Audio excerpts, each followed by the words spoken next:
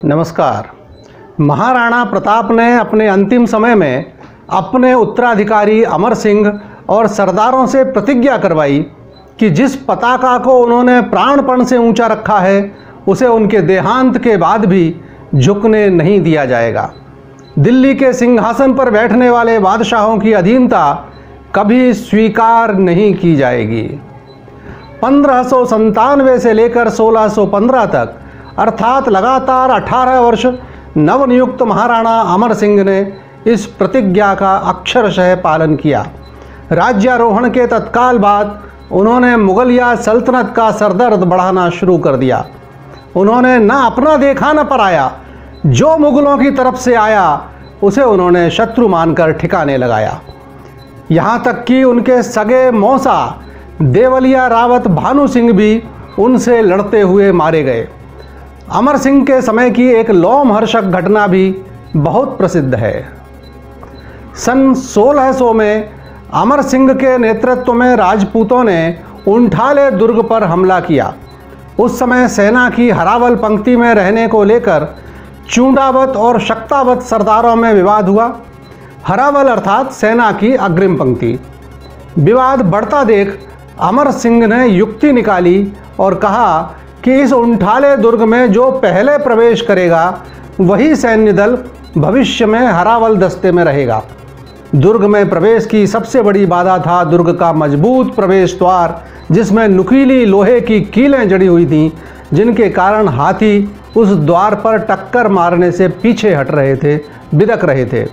यह स्थिति देखकर बल्लू शक्तावत स्वयं दरवाजे से सटकर खड़े हो गए और महावत को हुक्म दिया कि वह हाथी की टक्कर उनके शरीर पर मारे। आंखों में आंसू लिए महावत ने हाथी को निर्देशित किया।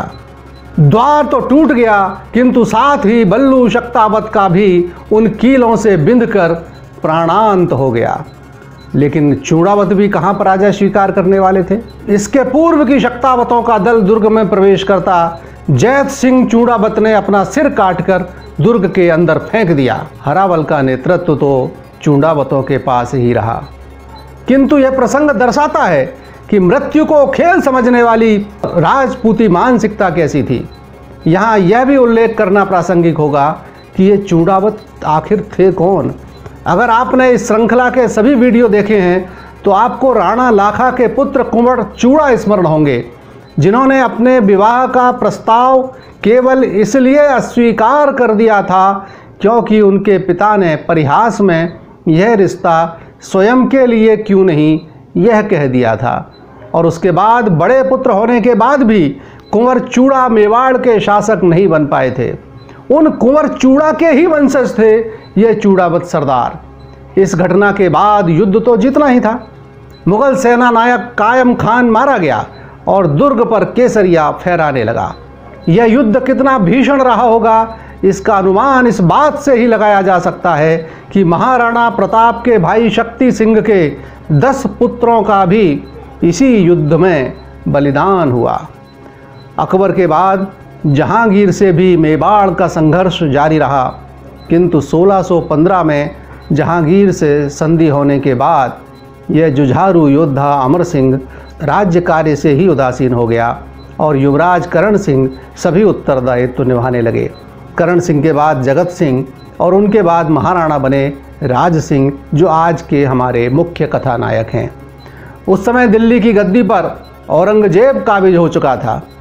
राज सिंह का जन्म 24 सितंबर 1629 को और राज्याभिषेक 10 अक्टूबर 1652 को हुआ। राज सिंह ने चित्तौड़ के ध्वस्त किले का निर्माण शुरू किया तो शाहजहां ने उसे रुकवाने को अपनी सेना भेज दी। राज सिंह ने समय उचित न जान किले से राजपूतों को हटा लिया। फिर भी शादुल्ला खान चित्तौड़ पहुंचा और उसने नवनिर्मित बुर्ज और दीवारें गिरा दी। राज सिंह खून का घूंट पीकर मौके के इंतजार में रह गए, जो उन्हें शीघ्र ही मिल भी गया। शाहजहां बीमार हुआ तो उसके चारों पुत्रों में गद्दी को लेकर संघर्ष छिड़ गया। दारा शिकोह बादशाह के पास रहकर अपना पक्ष मजबूत कर रहा था तो शुजा बंगाल में सेना जमा कर रहा था। औरंगजेब ने मुराद को बादशाह बनने का लालच देकर अपने साथ कर लिया था और दक्षिण से दोनों की सेनाएं आगरे पहुंची और फिर बादशाह शाहजहां कैसे कैद हुआ और 23 जुलाई 1658 को औरंगजेब कैसे बादशाह बना, यह हमारा आज का विषय नहीं है। राज सिंह ने इस आपाधापी का फ़ायदा उठाया और मांडलगढ़, दरीबा, बनेड़ा, शाहपुरे, जहाजपुर, सामर, फूलिया, केकड़ी आदि को अपने अधिकार में ले लिया।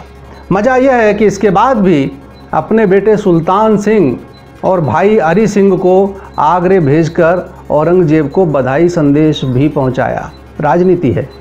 औरंगजेब ने भी खिलत, सरपेच, जड़ाऊ चोगा आदि दिया।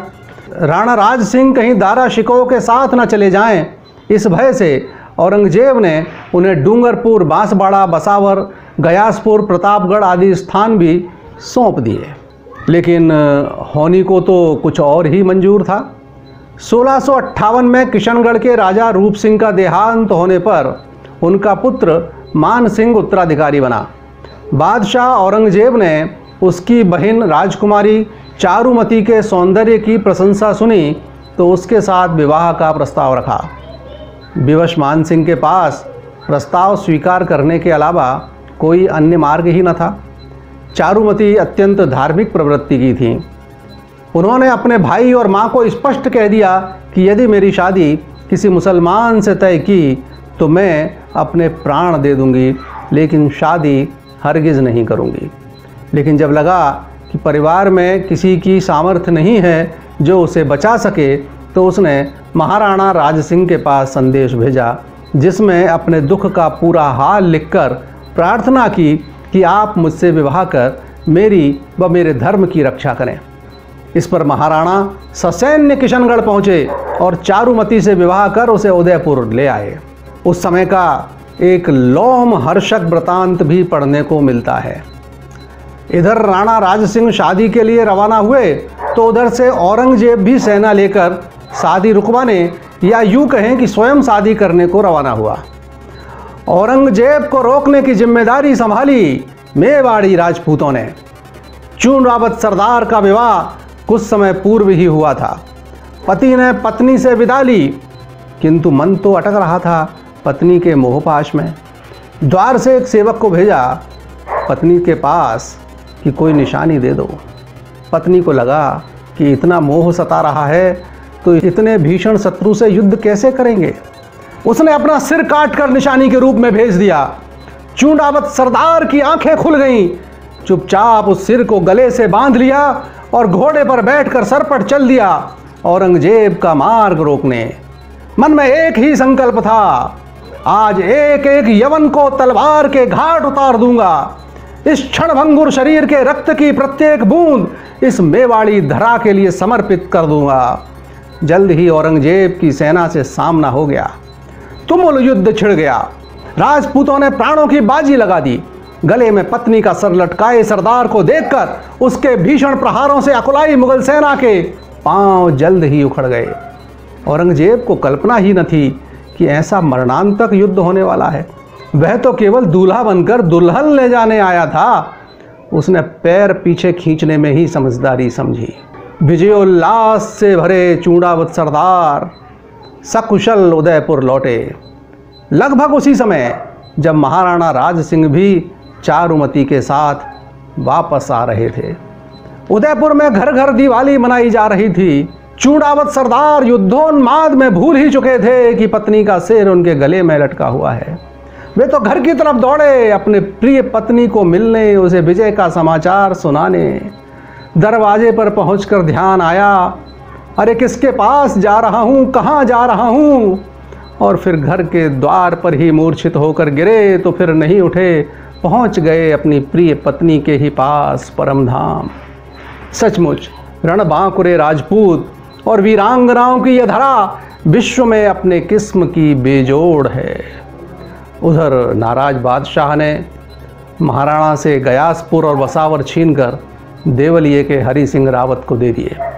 लेकिन यह तो विरोध की शुरुआत थी। जब औरंगजेब ने अहमदाबाद का चिंतामणि मंदिर, काशी विश्वनाथ मंदिर, सोमनाथ मंदिर व मथुरा में केशव राय मंदिर ध्वस्त करने के बाद गोवर्धन में वल्लभ संप्रदाय के द्वारकाधीश मंदिर की मूर्ति तोड़ने की आज्ञा दी, तो राज सिंह उस मूर्ति को मेवाड़ ले आए और कांक डोली में उन्हें प्रतिष्ठित कर दिया।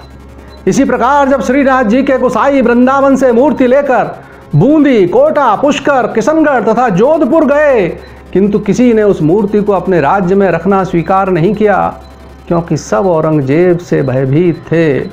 तब गोसाई दामोदर के काका गोपीनाथ राज सिंह के पास आए। महाराणा ने कहा कि आप प्रसन्नता से श्रीनाथ जी को मेवाड़ ले आओ, हम 1 लाख राजपूतों के सिर कटने के बाद ही औरंगजेब श्रीनाथ जी को हाथ लगा सकेगा। तब वह मूर्ति मेवाड़ आई और सिहाड़ नाथ द्वारे में स्थापित की गई। बंधुओं, औरंगजेब के क्रोध का ठिकाना नहीं रहा। राज सिंह थे कि लगातार आग में घी डाले जा रहे थे। जब औरंगजेब ने हिंदुओं पर जजिया कर लगाया और दिल्ली में शुक्रवार को बादशाह के नमाज पढ़ने जाते समय जजिया हटाने की मांग करने वाले हिंदुओं को हाथियों से कुचलने का समाचार राज सिंह को मिला, तो उन्होंने सीधा एक पत्र औरंगजेब को लिख भेजा, जिसकी अंतिम पंक्तियां कुछ इस प्रकार थीं।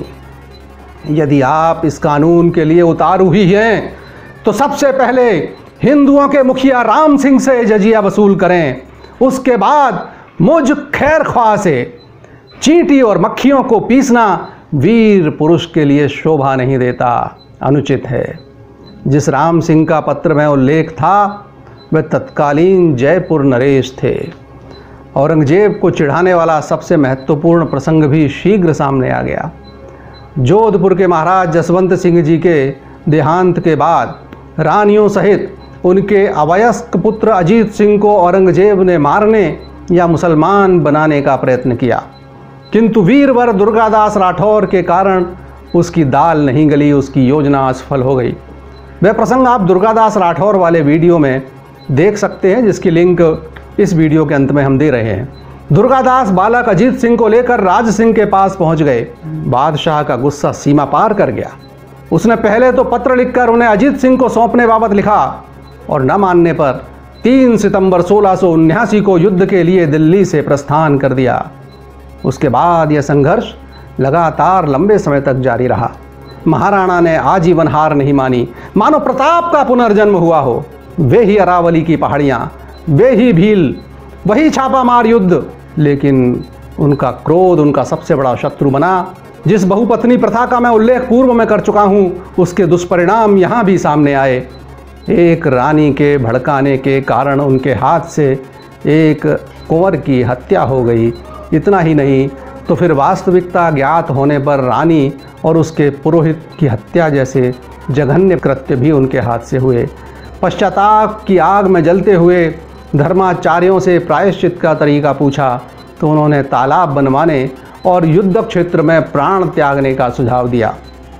फलस्वरूप बना राज समुद्र का विशाल तालाब, और युद्ध तो सतत चल ही रहा था, किंतु प्रायश्चित पूर्ण नहीं हो सका। युद्ध क्षेत्र में मृत्यु उनके भाग्य में नहीं थी। कुंभलगढ़ के नज़दीक ओढ़ा गांव में उनका देहांत हो गया। एक वीर और धर्मपरायण राजा का अंत कारुणिक हुआ। शायद इसीलिए हमारे यहाँ क्रोध और मोह को पाप का मूल माना गया है।